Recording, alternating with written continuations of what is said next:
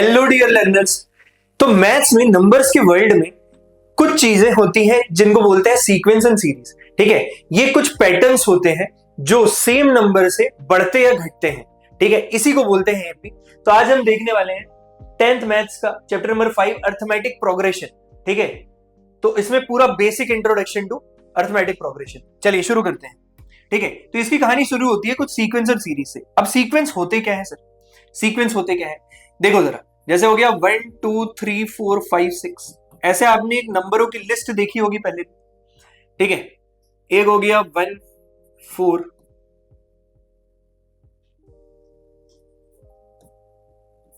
8 16। ठीक है, तो ये क्या हो गया?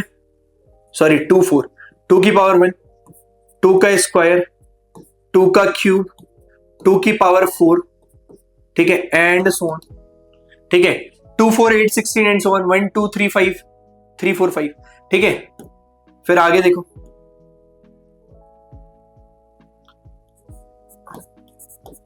1 4 9 16 25। ठीक है, ये हो गया 1 का स्क्वायर, 2 का स्क्वायर, 3 का स्क्वायर, 4 का स्क्वायर, 5 का स्क्वायर। तो कुछ पैटर्न दिख रहे हैं, कुछ नंबर सीरीज दिख रही है। ठीक है, इन्हीं पैटर्न को लिस्ट ऑफ नंबर, इन्हीं पैटर्न और लिस्ट ऑफ नंबर्स को मैथ्स में सीक्वेंस बोला जाता है। मैथ्स में सीक्वेंस बोला जाता है। ठीक है, तो सीक्वेंस है क्या? सीक्वेंस है क्या? ठीक है, अभी पूरा डिस्कशन सीक्वेंस पे चल रहा है, फिर सीरीज पे आता हूं। सीरीज कुछ नहीं है, इसी में अगर एडिशन समेशन लगा दिया तो वो सीरीज बन जाती है। ये सीरीज की बेसिक डेफिनेशन। ठीक है, ये सीरीज की बेसिक डेफिनेशन है। तो सीक्वेंस क्या बोलता है? It is a list of numbers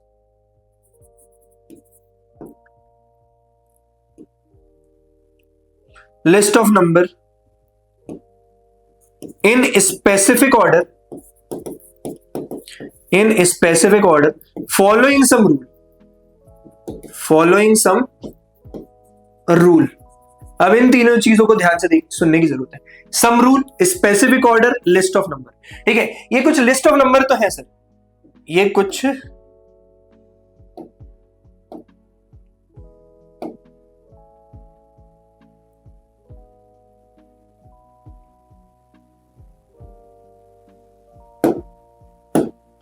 ठीक है, ये कुछ लिस्ट ऑफ नंबर्स तो है सर। ठीक है, ये कुछ लिस्ट ऑफ नंबर्स तो है सर।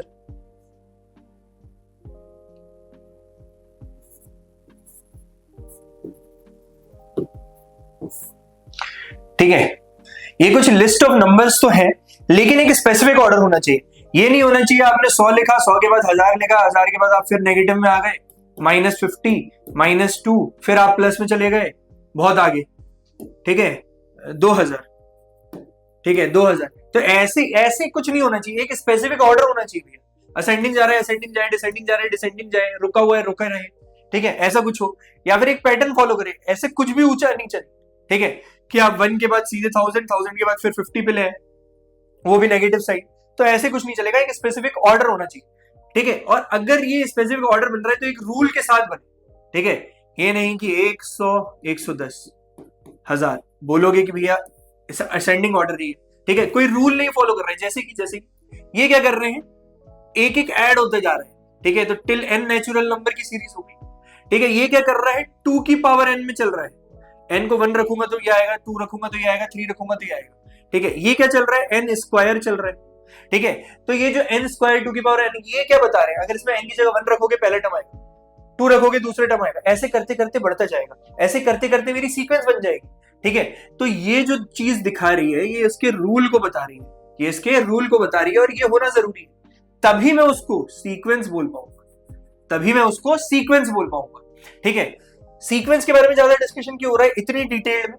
ठीक है, क्योंकि एक स्पेशल टाइप ऑफ सीक्वेंस ही एपी कहलाएगी, एक स्पेशल टाइप ऑफ सीक्वेंस ही एपी कहलाएगी। ठीक है, तो जब सीक्वेंस का जिक्र हुआ तो बहुत सारी चीजें आई इसमें, बहुत तरीके के अलग अलग सीक्वेंस के नाम रखे गए। ठीक है, किसी रूल के हिसाब से, इन रूल्स के हिसाब से सीक्वेंस के अलग अलग नाम रखे गए, ठीक है, सीक्वेंस के अलग अलग नाम रखे गए, जैसे कि जैसे कि जैसे कि आप देखो एपीजीपीएचपी, ठीक है, एबीजीपीएचपी, अर्थमेटिक प्रोग्रेशन। प्रोग्रेशन मतलब कोई भी चीज बढ़ रही होगी, उल्टे दिशा में बढ़ रही होगी, डिसेंडिंग ऑर्डर में बढ़ सकती है, आगे के साइड भी जा सकती है, रुकते हुए चल सकती है, ठीक है। जीपी का मतलब ज्योमेट्रिक प्रोग्रेशन, एचपी का मतलब हार्मोनिक प्रोग्रेशन, ठीक है। ये अभी आपको फिलहाल के लिए नहीं पढ़ना है, पूरा पूरा डिस्कशन एपी में होगा। मैं बस बताना चाहता था कि ऐसी भी कुछ चीजें होती हैं जो आगे मैथ्स कंटिन्यू करोगे तो आपको पढ़नी पड़ेगी, जीपीएचपी, ठीक है। अभी के लिए बस इतना समझो कि अर्थमेटिक प्रोग्रेशन नाम का कोई चीज होता है, अर्थमेटिक प्रोग्रेशन नाम की कोई चीज होती है, ठीक है। तो एपी नाम की कोई चीज तो होती है सर, ठीक है, ये जानना जरूरी था, एपी होना चाहिए। आगे बढ़ते हैं, ठीक है। अब सीक्वेंस और सीरीज भी लिखी हुई थी, तो सीक्वेंस और सीरीज में अंतर क्या है? A sequence is an order list of element where series is a sum of element. Series को दिखाने के लिए डेफिनेशन में बताया गया कि सीरीज को दिखाने के लिए मैं क्या करूंगा, समेशन का यूज कर दूंगा बस। सीरीज को दिखाने के लिए मैं क्या करूंगा, समेशन का यूज कर दूंगा बस, ठीक है। जैसे अगर मैं ये सीक्वेंस को दिखा रहा था, तो सीक्वेंस को लिखने का तरीका है, मान लो सेट ऑफ कुछ नंबर है n बराबर, मैं ये दिखा दूंगा करली ब्रैकेट्स में, ठीक है, ये है 1 2 3 एंड सो ऑन, ठीक है। या फिर मिडिल ब्रैकेट भी यूज हो सकता है, या फिर ये करली ब्रैकेट, कोई सा भी ब्रैकेट्स यूज हो सकते हैं। ब्रैकेट में कुछ भी नहीं है, ठीक है, ब्रैकेट को बोलने के लायक कुछ भी नहीं है। ये एक सेट को रिप्रेजेंट कर रहा है सीक्वेंस, और इसको अंदर में लिखा जाता है, ठीक है। जो सीरीज है, सीरीज में हम समेशन का यूज करते हैं, ठीक है, किसका, समेशन का यूज करते हैं, ठीक है। जैसे सीक्वेंस एक फैमिली हो गया ना, फैमिली में एपीजीपीएचपी है, छोटे मोटे टर्म्स, ठीक है, छोटे मोटे एक पर्टिकुलर रूल के हिसाब से एक सीक्वेंस का नाम रख दिया गया। वैसे सीरीज भी एक फैमिली है सर, ठीक है, सीरीज भी एक फैमिली है, ठीक है। ये बस कैसे अलग है इसका, अगर इसको लिखता मैं तो ये 1 + 2 + 3 + 4 + 5 अप टू सो ऑन ऐसे करके दिखा देता है, ये एक सीरीज बन जाती, एक सीरीज बन जाती। बस यही अंतर है कि इसको, इसके एलिमेंट्स को क्या करते हैं हम, सीक्वेंस के एलिमेंट को अगर सम में कर देंगे तो सीरीज बन जाएगी, ठीक है। तो हमको मेजरली पढ़ना सीक्वेंस। अच्छा, आपने अब बोला होगा कि सर मैं तो फिबोनाची सीरीज भी, तो ये एक अलग चीज है, इसका नाम रख दिया गया Fibonacci series,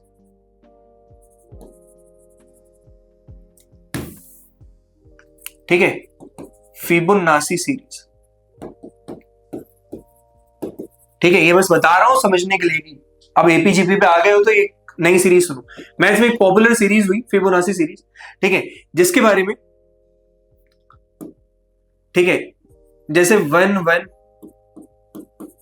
2 3 5 8 and so on. ये बनता कैसे है, इस टर्म से देखना, दो टर्म छोड़ दो, ठीक है। an+1 लिखने का तरीका an + an-1, पहले वाले दो टर्म के सम से ये तीसरा टर्म आया, ठीक है। 1 + 2 3 आया, 2 + 3 फिर 5 आया, ठीक है, फिर 3 + 5 8 आया, 5 + 8 करता तो कितना आता, 13 आता, ठीक है। ऐसे एक सीरीज चलती गई, आगे के दो टर्म से अगला वाला टर्म बनता गया, ठीक है। पहले दूसरे टर्म के लिए नहीं है, तो इसलिए लिख दिया n > 2, n > 2, ठीक है। पहले दो के बाद आप तीसरा टर्म निकालने जाओगे तो यहां 3 रखोगे, तब आपको समझ में आएगा कि कैसे हो रहा है, ठीक है। तो दो के सम से बना, तो ये इस सीरीज का रूल लिखने का तरीका हो गया, रूल लिखने का तरीका हो गया। इसी को आगे चल के हम जनरल टर्म के नाम से जाना करेंगे कि किसी भी सीरीज को लिखने का तरीका या रूल, ठीक है। तो सीरीज नहीं पढ़नी है आपको, सीक्वेंस पढ़ना है, ठीक है। तो अब आते हैं अर्थमेटिक प्रोग्रेशन पर, ठीक है। एक special type of sequence, arithmetic progression, हमको इसी सीक्वेंस के बारे में बात करनी है, ठीक है। ये क्या है, it is a special type of sequence, it is a special type of sequence,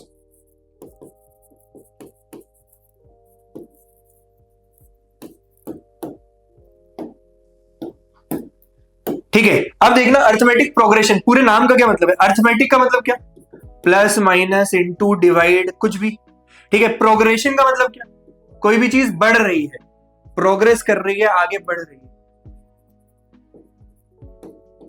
ठीक है, बढ़ रही है, कोई भी चीज प्रोग्रेस कर रही है या आगे बढ़ रही है, ठीक है। तो अर्थमेटिक का मतलब प्लस माइनस इंटू डिवाइड, बढ़ रही है मतलब प्रोग्रेस कर रही है, आगे बढ़ रही है, ठीक है। तो कुल मिला के क्या मतलब, कोई भी ऐसी नंबर की सीरीज होगी जो आगे बढ़ रही होगी, प्रोग्रेस कर रही होगी, ठीक है, उसमें कुछ जोड़ घटाओ या इंटू माइनस कुछ अर्थमेटिक लग रही होगी, ठीक है। बेसिक अभी तो इतना ही मतलब समझ में आ रहा है, ठीक है। एक्चुअल डेफिनेशन क्या है उस पर चलते हैं, ठीक है। तो ये एक स्पेशल टाइप ऑफ सीक्वेंस है in which difference between any two consecutive term remains. पूरे की पूरी एपी का लॉजिक है, अगर आपको पहचानना है कि कोई चीज एपी है या नहीं, क्या चेक कर लीजिए सर, क्या चेक कर लीजिए, दो नंबरों के बीच में डिफरेंस सेम आना चाहिए। जैसे कि एक एग्जांपल लेता हूं एपी का, सबसे बेसिक एग्जांपल 1 2 3 4 5 6 एंड सो, ठीक है। इसमें ये बताना है मेरे को एपी है या नहीं, तो मैं क्या करूंगा, किसी भी दो कंसेक्यूटिव टर्म का डिफरेंस सेम होना चाहिए, ठीक है। ये दो हो सकते हैं, ये दो हो सकते हैं, ये दो कंसेक्यूटिव मतलब आगे पीछे जस्ट बगल वाले, ठीक है। करके देखो 3 - 2 1, ठीक है। करके देखो 4 - 3 1, करके देखो 6 - 5 1, ठीक है। तो मुझे ये पता चला कि हर दो नंबर के बीच के कंसेक्यूटिव नंबर के बीच का डिफरेंस 1 1 1 है, दो कंसेक्यूटिव नंबर के बीच का डिफरेंस 1 1 1 है, ठीक है। इससे क्या समझ में आया, ठीक है, कि हर दो कंसेक्यूटिव टर्म के बीच का डिफरेंस सेम है और हमेशा आप एपी में आगे वाले टर्म, जहां सीरीज जा रही है, आगे वाले टर्म में से पहला वाला टर्म माइनस करो, ठीक है। इसी डिफरेंस को, इसी difference between any two consecutive term, any two consecutive term,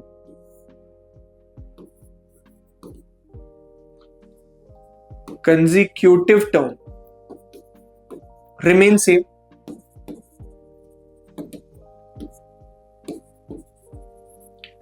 difference between any two consecutive term remains same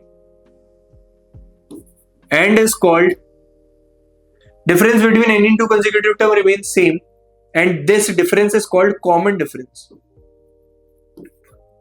and the difference is called common difference, ठीक है। इसी को कॉमन डिफरेंस बोला जाता है, ठीक है। और एपी है या नहीं कोई चीज, ये उसका कॉमन डिफरेंस, एपी और नॉट, एपी है या नहीं कोई चीज, ये उसका कॉमन डिफरेंस ही बताएगा। अगर कॉमन डिफरेंस इक्वल है, इसी कॉमन डिफरेंस को आगे चल के मैं डी से डिनोट करूंगा, किससे डिनोट करूंगा, स्मॉल डी से, ठीक है। अगर डी सेम है तब तो एपी होगा, अगर डी सेम नहीं है तो वो एपी नहीं होगा, ठीक है। हर दो कंसेक्यूटिव टर्म के बीच में जो डी आएगा, ये डी अगर सेम है तब तो वो एपी कहलाएगा, और अगर नहीं है तो नहीं कहलाएगा।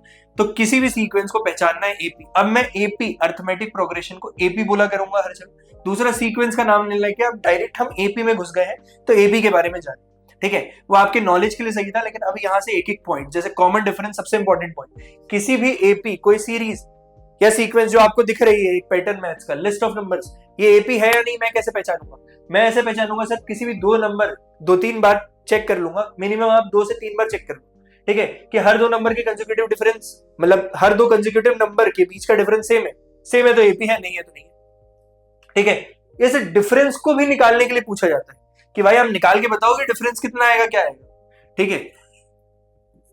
इसमें हर एक each number in the list of numbers in AP is called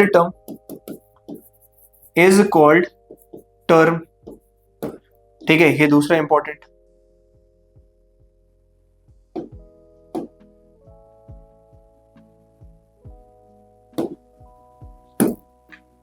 ठीक है। तो ये कॉमन डिफरेंस था, ठीक है। ये दूसरा क्या आ गया, टर्म आ गया सर, टर्म आ गया, ठीक है, टर्म आ गया, ठीक है। तो इसको क्या बोलते हैं, टर्म बोलते हैं, इधर क्या बोलते हैं, कॉमन डिफरेंस बोलते हैं, क्या बोलते हैं, कॉमन डिफरेंस बोलते हैं सर,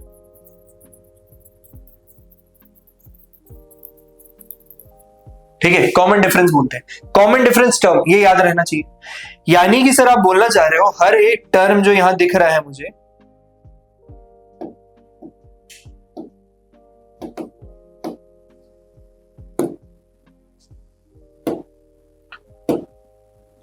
क्या वो एक टर्म कहलाएगा? हाँ सर, ठीक है, क्या वो एक टर्म कहलाएगा? ये टर्म तो कहलाएगा, ये कॉमन डिफरेंस है, ठीक है।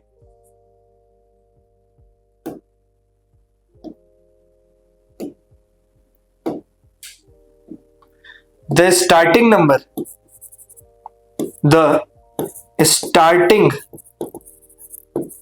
number in each AP is called its first term.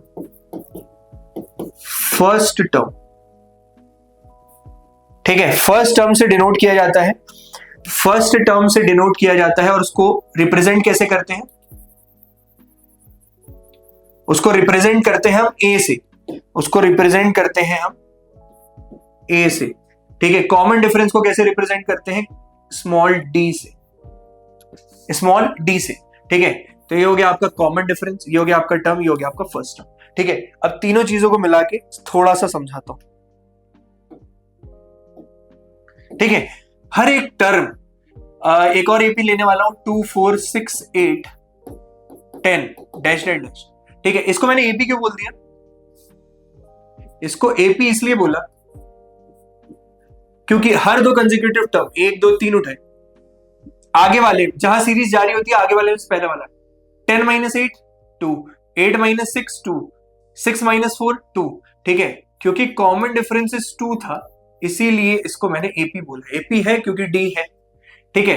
इसमें हर एक टर्म, इसको A1 बोलूंगा फर्स्ट टर्म, इसको A2 बोलूंगा सेकंड टर्म, इसको A3 बोलूंगा थर्ड टर्म, इसको A4 बोलूंगा फोर्थ टर्म, ऐसे ही करते करते टर्म बढ़ते जाएंगे, ठीक है। इसको A108 टर्म बोलूंगा, ठीक है।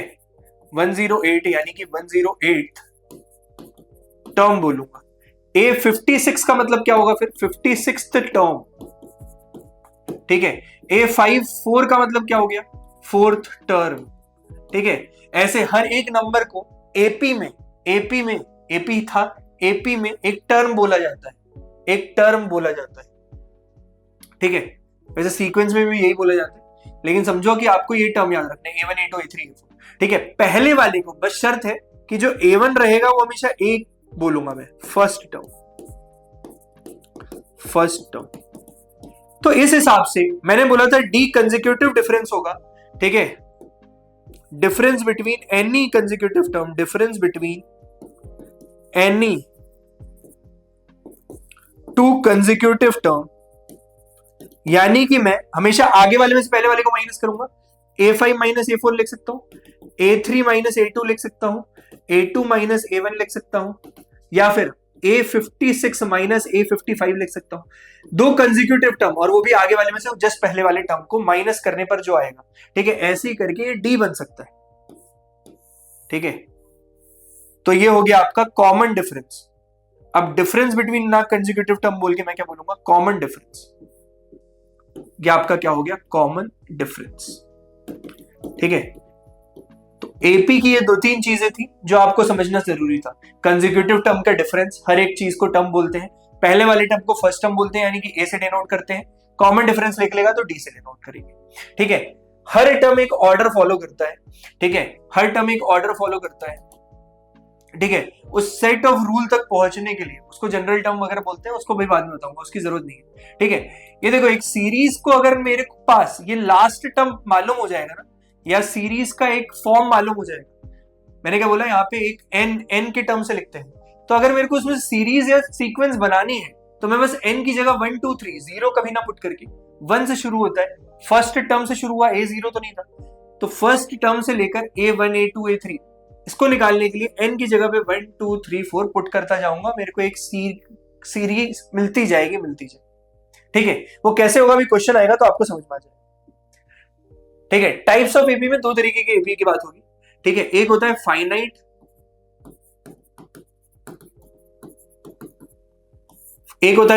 एपी, दूसरा होता है infinite AP,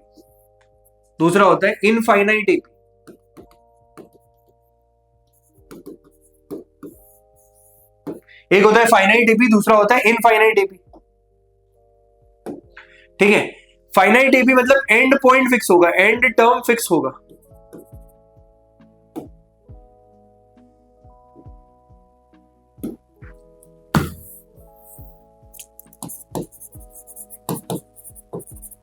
and term fix होगा, ठीक है, इसमें no and term,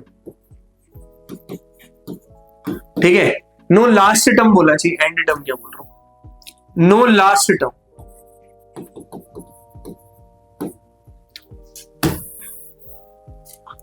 finite AP में हैज लास्ट टर्म, ठीक है। एग्जाम्पल लेते हैं तो क्लियर होगा, 1 2 3 4 5 खत्म कर दिया ना, ये लास्ट टर्म मिल गया। जैसे देखो, फर्स्ट को फर्स्ट बोलते हैं, आखिरी वाले को हमेशा लास्ट टर्म बोलते हैं। आगे जाके आपको पढ़ाऊंगा, इसी को लास्ट टर्म को ही जनरल टर्म या nth टर्म के नाम से जाना जाएगा, ठीक है, nth टर्म के नाम से जाना जाएगा, ठीक है। इनफाइनाइट एपी जो है, इनफाइनाइट एपी है, ये जो चलती जाएगी 1 2 3 4 एंड सो ऑन, जिसका एंड पॉइंट फिक्स ना हो, डैश डैश डैश मतलब चलती जा रही है। तो एक होती है फाइनाइट एपी, एक होती है इनफाइनाइट एपी, असेंडिंग डिसेंडिंग अलग अलग नाम और होते हैं, उसको जानने की जरूरत नहीं है, ठीक है। डी निकालते समय बस ध्यान रखना, देखो किसी भी एपी में ए क्या हो सकता है, डी क्या हो सकता है, ये इंपॉर्टेंट पॉइंट, ठीक है। ए कुछ भी हो सकता है, जीरो, पॉजिटिव, नेगेटिव, कुछ भी, ठीक है, डेसिमल, एक्स वाई जेड, कुछ भी, ठीक है। ऐसे ही डी भी क्या हो सकता है मेरा, कुछ भी हो सकता है, जीरो हो सकता है, पॉजिटिव हो सकता है, नेगेटिव हो सकता है। आप हमेशा आगे वाले, जहां सीरीज जा रही है, आगे वाले टर्म से पहले वाले टर्म को माइनस करना, जीरो आना होगा जीरो आएगा, पॉजिटिव आना होगा पॉजिटिव आएगा, नेगेटिव आना होगा नेगेटिव आएगा, विथ साइन वो आ जाएगा, ठीक है, विथ साइन वो आ जाएगा, ठीक है। तो उम्मीद करता हूं कि यहां तक सबको सारी चीजें क्लियर होंगी। ये बहुत इंपॉर्टेंट पॉइंट है कि ए भी कुछ भी हो सकता है, डी भी कुछ भी हो सकता है, ठीक है। तो ये हो गया। अब देखो, मैंने क्या बोला कि दो टर्म क्या बन कैसे रहे हैं, बन कैसे रहे हैं, जैसे ये 2 4 6 8 था, मैंने क्या बोला, डी अगर 2 है तो डी को इधर भी होना चाहिए, इसमें भी, दोनों में डिफरेंस डी होना चाहिए, इसमें भी डी होना चाहिए, इसमें भी डी होना चाहिए। यानी कि जो अगला वाला टर्म है वो पहले वाले, जस्ट पहले वाले टर्म से डी जोड़ने पर बन रहा है। यानी कि अगर मैं पहले टर्म को ए बोलता हूं, फर्स्ट टर्म, इसमें डी जोड़ दूंगा, ए प्लस डी क्या बन जाएगा, सेकेंड टर्म आ जाएगा। इसमें एक और d, a plus d plus d, a plus d plus d कर दूंगा, थर्ड टर्म आ जाएगा। A plus d plus d plus d, मतलब एक डी और, पिछले वाले में एक डी और, थर्ड टर्म आ गया। ऐसे ही करते करते a plus d, a plus 2d, d plus d 2d, a plus 3d, a plus 4d, ऐसे करते करते सारे टर्म लिखे जा सकते हैं। बताने का मतलब यही है कि अगर आपको ए और डी पता है तो पूरी एपी लिख सकते हो, ठीक है। अगर ए और डी पता चल गया तो फुल एपी पता चल जाएगी, फुल एपी पता चल जाएगी, ठीक है। अगर पहला टर्म मालूम चल गया और डी पता है तो पूरी एपी लिख दोगे। क्यों, पहला टर्म लिखा, उसमें डी जोड़ दिया, फिर अगले वाले में डी, जोड़ते जोड़ते जोड़ते नेक्स्ट टर्म लिखते गए जहां तक भी वो बोलेगा 5 टर्म तक लिखो, 5 टर्म लिख देंगे, बोलेगा 6 टर्म तक लिखो, 6 टर्म लिख देंगे, ठीक है। इसमें अब बहुत जगह आपको ए एन दिया होगा, ए एन का मतलब ये होता है लास्ट टर्म, ठीक है। यहाँ पे जो एन होता है ना, वो नंबर ऑफ टर्म्स दिखाता है, ठीक है। एन की जो वैल्यू है वो हमेशा होल नंबर रहेगी, नंबर ऑफ टर्म्स, ठीक है। तो मैंने बोला एन की जो वैल्यू है 1 2 3 4 ही डालना, शुरू करना वहां से, ठीक है। अभी के लिए समझो, जब मैं जनरल फॉर्म पढ़ा रहा हूँ अगली बार, ठीक है, तो उसमें मैं पूरा ही बताऊंगा कि एन की वैल्यू ऐसे क्यों रख रहा हूं, ठीक है, ऐसा क्यों रख रहा हूं, ठीक है। तो चलिए आगे बढ़ते हैं क्वेश्चन में। बेस्ट तरीका इस चैप्टर को समझना है कि क्वेश्चन करते जाओ, इस चैप्टर में से मार्क्स नहीं कटते, कैलकुलेशन मिस्टेक्स हो सकती हैं बस हल्की फुल्की, तो कैलकुलेशन की प्रैक्टिस कर लेना। इस पूरा फॉर्मूला बेस्ड टॉपिक है, कुछ करना ही नहीं है इस टॉपिक, पूरा का पूरा टॉपिक फॉर्मूला बेस्ड है, आपको बस इत्मीनान से देखते हुए करते जाना, ठीक है। तो चलिए शुरू करते हैं क्वेश्चन ही क्वेश्चन। ये क्वेश्चन बोल क्या रहे हैं, write the first term of each of the following sequence whose nth term is, whose nth term is, write the first term of each of the following sequence whose nth term is, write the first term of each of the following sequence whose nth term is, nth term जिसका क्या है, solution देखना। nth term अगर दिया हुआ है तो पहले 4 टर्म लिख लें, an बराबर 3n + 2, यानी कि लास्ट टर्म की डेफिनेशन दी हुई है इसमें मैं क्या करूंगा, 4 टर्म लिखने, n की जगह 1 2 3 4 डालूंगा, चारों टर्म आ जाएंगे, ठीक है।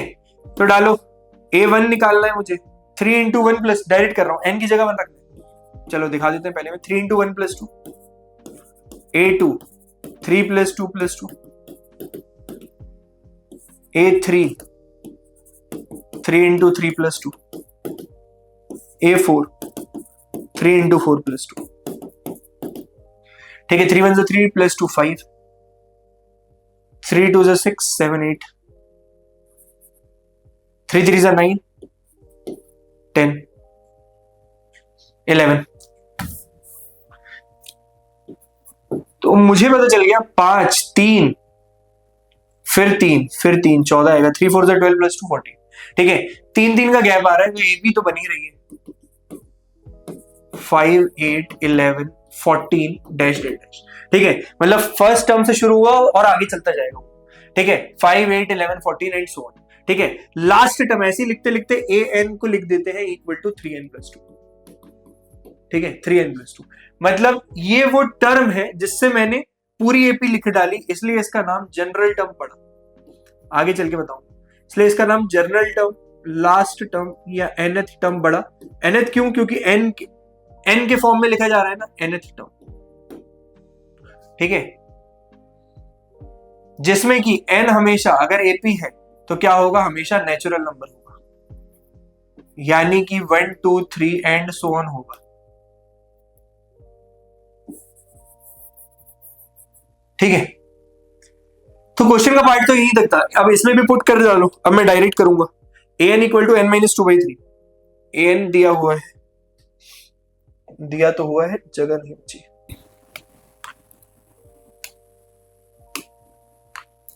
तो देखना जरा दूसरा क्या बोला, an equal to n minus two by three, n minus two by three, second वाला यही था, n minus two by three. ठीक है, अब क्या कर रहा हूं, वही a1 a2 a3 a4, चार निकालने, n की जगह 1 डाला, 1 minus two minus 1 by three, 1 minus two minus 1 by three, 2 डाला, 2 माइनस टू 0। ठीक है, 3 डाला, 3 माइनस टू 1 बाई थ्री, 4 डाला, 4 minus two 2 by three, 4 minus two 2 by three. तो a1 2 3 4, minus 1 by three, 0 1 by three, 2 by three.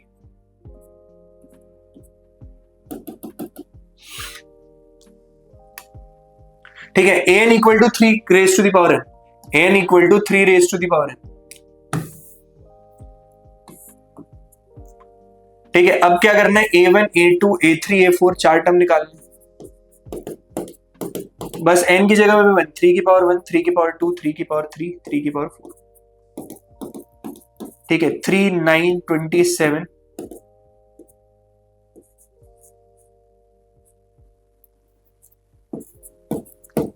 One. ठीक है, चलो तो ऐसे हम लिख लेंगे पूरा पूरा।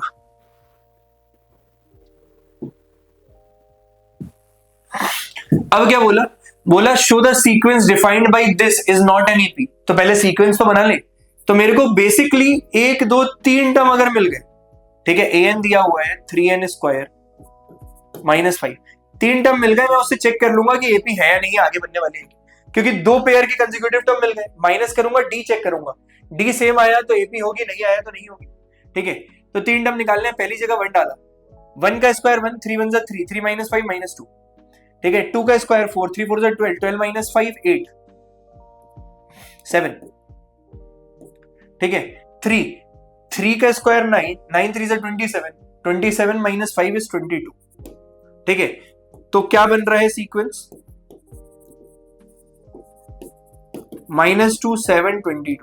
ठीक है, कंसेक्यूटिव टर्म के बीच में डिफरेंस देख लो, इधर से डी निकाला और इधर से डी निकाला, सेम आना चाहिए।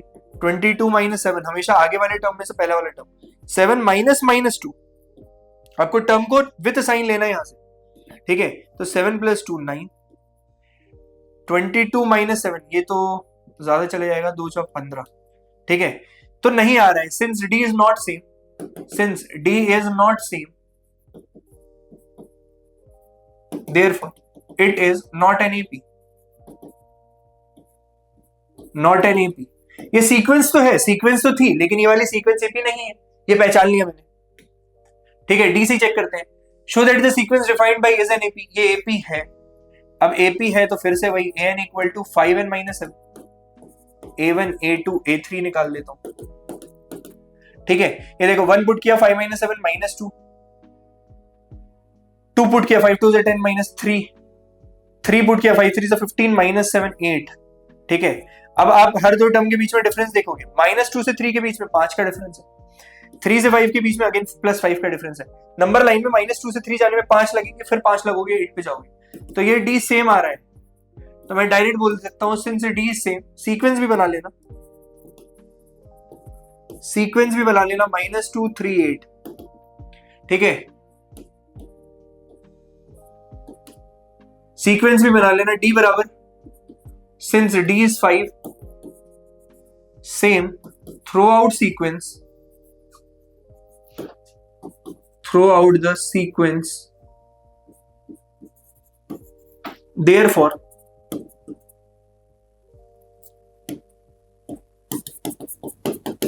it is an AP।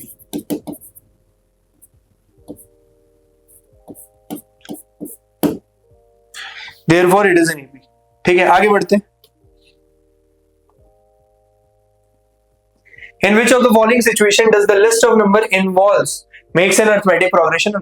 ठीक है, जो भी कंडीशन दी है क्या वो एपी बना रहा है या नहीं बना रहा है, डी सेव होना चाहिए बस। The taxi fare after each kilometre when the fair is ₹15 for the first kilometre, पहले के लिए 15 किलोमीटर है, and ₹8 for each additional kilometre, ठीक है।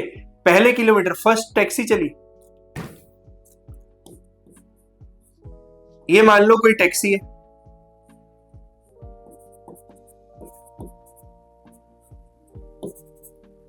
ये मान लो कोई टैक्सी है, ये क्या करी, फर्स्ट किलोमीटर चली, उसके लिए कितना देने पड़ेंगे, 15 रुपए देने पड़ेंगे, ठीक है। फिर अगर सेकंड 2 किलो स्टार्टिंग पॉइंट से यहां तक चल गई, ठीक है, 2 किलोमीटर चल गई, तो 15 रुपए तो देने पड़ेंगे पहले किलोमीटर के, अगले किलोमीटर के 8, ठीक है। फिर यहां से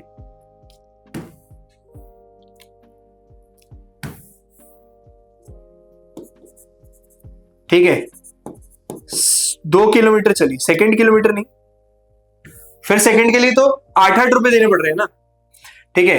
तो अगर ये टैक्सी फर्स्ट किलोमीटर जाती है, 2 किलोमीटर चलती है, 3 किलोमीटर चलती है, पहले के लिए 15 रुपए, दूसरे के लिए 15 में 8 जोड़ दिया, ठीक है। फिर क्या किया, ये 15 + 8 तो रहेगा ही, क्योंकि पहले के लिए 15, दूसरे के लिए 8, तीसरे के लिए फिर 8।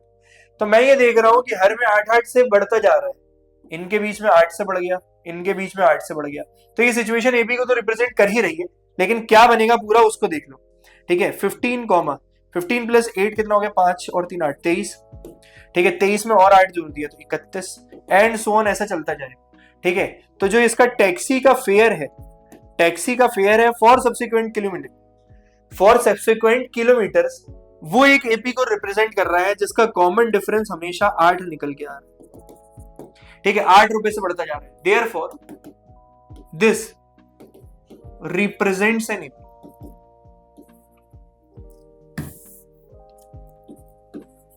this represents an AP, this represents an AP,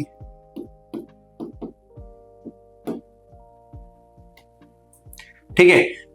for the following APs, ऐसे भी मैं आपको क्वेश्चन की वैरायटी करते जा रहा हूं, बस आप क्वेश्चन देखते जाना कैसे कैसे पूछता है, हम पूरा बेसिक से लेके चल रहे हैं, अगली बार से अच्छे क्वेश्चन शुरू हो जाएंगे, ठीक है। For the following APs right the first term and the common difference, for the following APs write the first term and the common difference, 3 1 -1 -3, 3 1 -1 -3, ठीक है। APs में क्या लिखना है, फर्स्ट टर्म यानी कि A लिखना है, और क्या लिखना है, कॉमन डिफरेंस D लिखना है। पहले के लिए अगर मैं देखूं, इसमें पेज है,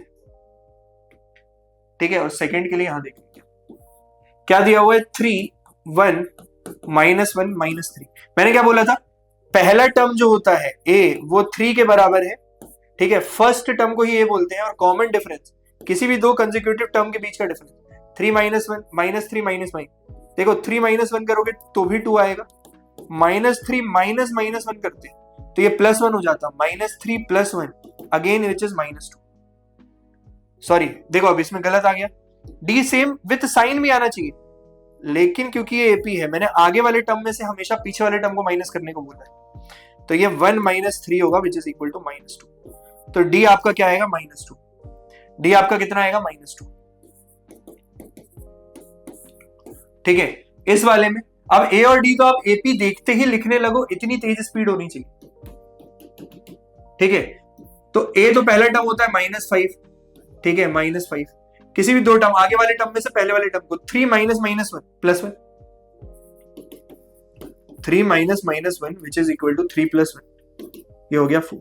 ठीक है, अब प्लस माइनस वाले में तो ट्राई करो, मैं 7 माइनस 3 उठाता तो डायरेक्ट 4 आ जाता। तो आपको ये भी देखना है कि पॉजिटिव पॉजिटिव है तो वही वाला उठा के डायरेक्ट लिखो। ठीक है, थोड़ी सी स्पीड बढ़ेगी, ये सब प्रैक्टिस से ही आ पाएगा। ठीक है, आगे क्या बोल रहे हैं, write the first 4 term of AP when the first term in common difference. A और डी दिया हुआ है, पहले के 4 टर्म लिखने। ठीक है, फर्स्ट 4 टर्म्स लिखने हैं, ध्यान से देखना कैसे लिखेंगे। पहला अगर 10 है तो दूसरे में ऐड होता जाता है, 10 + 10 20, +10 कर दिया, डी ऐड होता जाएगा ना, इसमें +10 कर दिया तो तीसरा टर्म आ गया 30, इसमें +10 कर दिया, चौथा टर्म आ गया 40।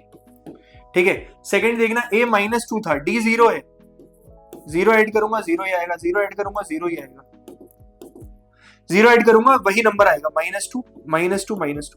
ठीक है, तो मैंने क्या बोला था, डी कैसा भी हो सकता है, पॉजिटिव नेगेटिव 0, देख लिया पॉजिटिव नेगेटिव जस्ट इसके पहले वाले पार्ट में देखा था, और 0 भी होता है, ये भी एक तरीके का एपी ही है, ये भी एक तरीके का एपी है।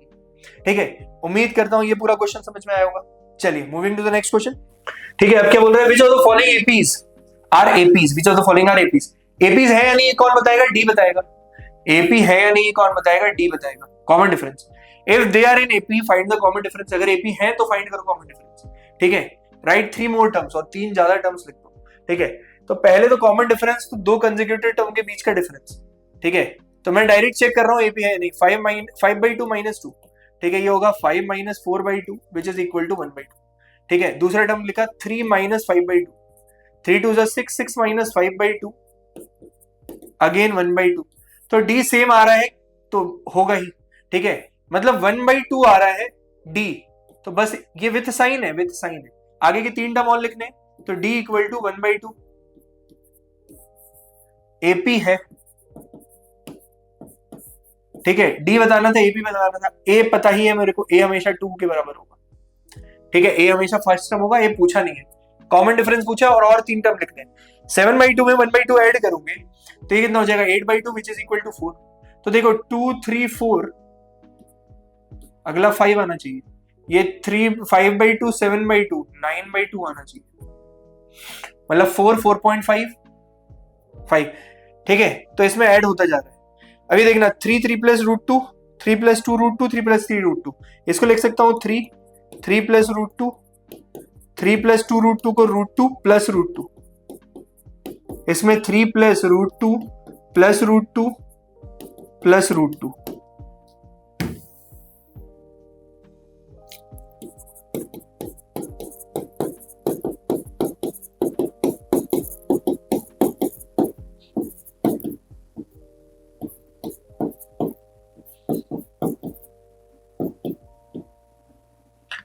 ठीक है, 3 √2 था तो 3 √2, देखना एक √2 ऐड हुआ यहाँ पे, फिर यहाँ पे वो पुराना वाला टर्म था उसमें एक √2 और ऐड हो गया। ठीक है, फिर इसमें ये पुराना वाला टर्म था, एक √2 और ऐड हो गया, यानी कि डी बराबर √2 आना चाहिए इसका। करके भी देख लेना माइनस, वैसे ही आ जाएगा, करके भी देख लेना माइनस, वैसे ही आ जाएगा। ठीक है, तो आपको ऐसे एक्सपेंड नहीं करना, मैं दिखाना चाह रहा था कि सीरीज को देख के भी पहचानोगे। मैं कर रहा हूं 2 कंसेक्यूटिव टर्म में से minus, 3 + √2 -3 which is equal to 3 से 3 गया, √2 आ गया, बराबर डी। ठीक है, बराबर डी। ठीक है, डी है अगर सेम सेम दिख तो गया ही है, तो एपी भी होगा ही, और एपी होगा तो आगे के और 3 टर्म लिखने हैं, 3 + 4 √2, 3 + 5 √2, 3 + 6 √2। ठीक है, खत्म, क्वेश्चन खत्म। ठीक है, बढ़ जाओ आगे। अब इसमें पता करना है, देखो 0.22 - 0.2 कितना होगा, 0.02। ठीक है, 0.222, इससे इसको माइनस कर रहा हूं, -0.22, ये कितना होगा 0.002, और ये दो लॉ अलग है, since D is not same. ये मैंने डी निकालने की कोशिश की थी, दो अलग अलग टर्म से, D is not same not an AP. ठीक है, -1/2 -1/2 सेम नंबर की सीरीज देखिए, इसका मतलब क्या है, डी 0 है और डी है, सेम होना चाहिए, और कुछ नहीं बोला उसने, सेम होना चाहिए, तो एपी तो होगा ही, और एपी होगा तो अगली वाली तीन टर्म्स भी -1/2 -1/2 -1/2।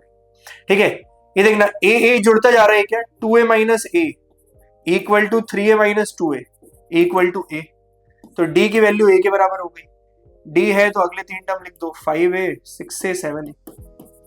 ठीक है, एपी तो होगा ही। ठीक है, ए स्क्वायर ए क्यूब A4, ये जो स्क्वायरिंग बढ़ती जाती है ये कभी एपी में नहीं होते। ठीक है, स्क्वायरिंग बढ़ती जा रही है, कभी एपी में नहीं होंगे।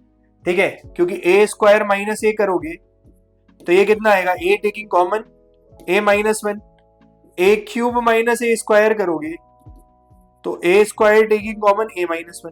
ठीक है, तो ये हो गया नॉट एन एपी।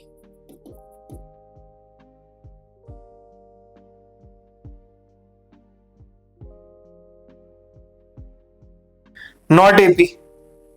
ठीक है, √2 √8 √18 √32, इसको जरा देखना, इधर देख लो, √2 √8, इसको लिख सकता हूं √2 2 √2। ठीक है, 18 9 2 18 3 √2, 16 2 32 4 √2।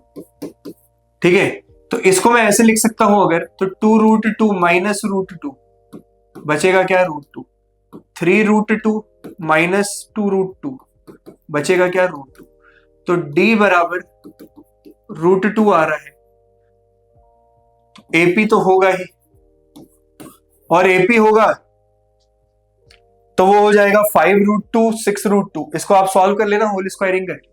ठीक है, तो नंबर आ जाएंगे 5 √2 6 √2 एंड सो। ठीक है, तो अगला नंबर क्या बनेगा, 5 का स्क्वायर 25 2 50 √50। ठीक है, ऐसे ही करते करते आगे बन जाएगा, वहां से करते। ठीक है, तो आपको बस एक बार देखना है कि कैसा क्या है, आंसर निकलता जाएगा। ठीक है, तो उम्मीद है मैंने एपी है या नहीं और basic terminology, common difference D और ए वगैरह बता दिया है। अब जनरल फॉर्म पे डायरेक्ट जाएंगे। ठीक है, इसी के साथ ये लेक्चर होता है पूरा अपना कंप्लीट। ठीक है, कोई भी बेसिक पार्ट छूटा नहीं है, जितना एपी में बेसिक बता सकता था, और क्वेश्चन की प्रैक्टिस बहुत लेवल पे करवा दी है। ठीक है, इसमें इतना भी करवाने की जरूरत नहीं थी, लेकिन मैंने पूरा बेसिक पार्ट करा है कि आप एक बार पढ़ो और खत्म करो। ठीक है, एपी बहुत इंपॉर्टेंट चैप्टर है, अच्छा चैप्टर है, मार्क्स बन जाते हैं। ठीक है, और बहुत सिंपल चैप्टर है। तो एपी हमें सिखाता है कि एक छोटी सी रेगुलरिटी से बड़े सीक्वेंस बनते हैं। ठीक है, तो ये सीक्वेंस इन सीरीज में एक स्पेशल तरीके का सीक्वेंस था हमारा एपी। इसको आपने अगर पूरा ध्यान से पढ़ा है तो आपको कोई दिक्कत नहीं जाएगी, बड़ी बड़ी कहानियां एपी से बनती है। ठीक है, ऐसे ही और इंटरेस्टिंग वीडियोस के लिए don't forget to like and subscribe फ्यूक्यू एजुकेशन चैनल, और आज ही हमारा ऐप डाउनलोड करें। Thank you.